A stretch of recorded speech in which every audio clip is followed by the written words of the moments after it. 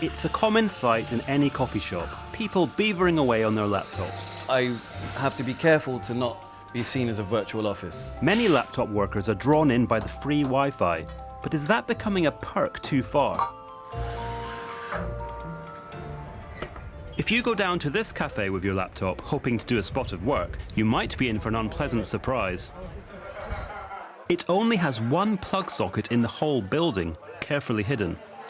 Floor-level ones have been blocked off. And Wi-Fi time is strictly regulated. So why did you take Wi-Fi away? Well, there's a lot of students around here, and there was the risk that it was full of laptops, and we like to have more of an open space. What effect did it have? Some people have been annoyed, but we've tried to explain it, and most people understand. Of course, you could get round the restrictions.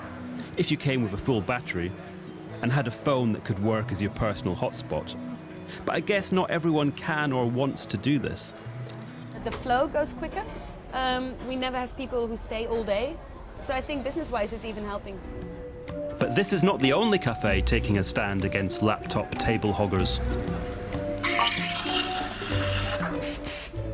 This coffee shop in West London decided to switch off the Wi-Fi supply completely. I have to be careful to not be seen as a virtual office because I can't pay that. I can't afford that. But it was forced to make a climb down within a matter of weeks. It kind of had a bit of an effect online where the local community discussed where they can use Wi-Fi, where they can't. And we had a bit of a backlash because of that. So what I've decided to do is to reintroduce it. I whipped out my laptop to go deep undercover. Not forgetting, of course, to buy some coffees. I spotted two fellow laptop workers to get the lowdown. And I stopped coming here because they took their Wi-Fi away. But I think it kind of depends how you define free, because obviously if you're working from somewhere like I do for the morning before I'm going to meetings, then quite often you'll have coffee or breakfast or juices. If you're doing that 3 or 4 times a week, that's quite a lot of revenue. If you're a cafe owner and you have half your cafe there on their laptops and drinking water, it's not exactly a great business model. So I could understand if there's a reason not to have Wi-Fi. After working off the excess caffeine in my system, it was time to meet a coffee industry expert in another cafe.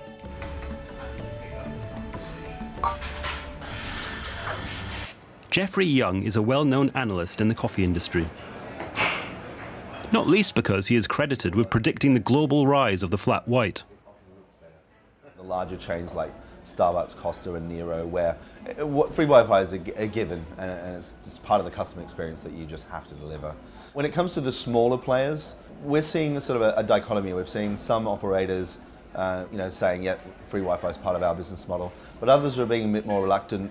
Some are actually removing Wi-Fi and thinking they need to kind of manage the churn of customers, that they get stuck with a whole lot of people just using their laptops, sitting there for hours and not actually spending money. However, one small cafe chain has decided to try something completely different by fully embracing the Wi-Fi workforce. It's diversified its business, allowing it to make money in new ways.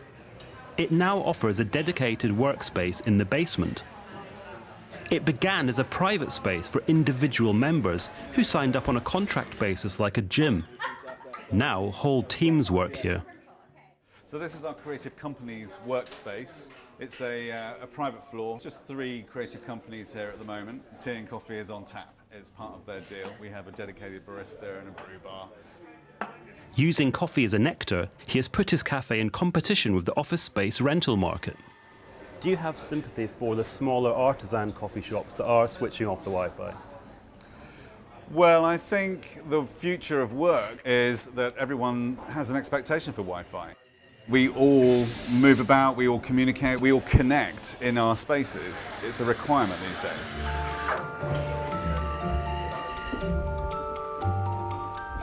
Caffeine and the internet seem to have become essential parts of modern life. But market forces mean it is us, the customer, who will ultimately decide if the two need to coexist in a cafe.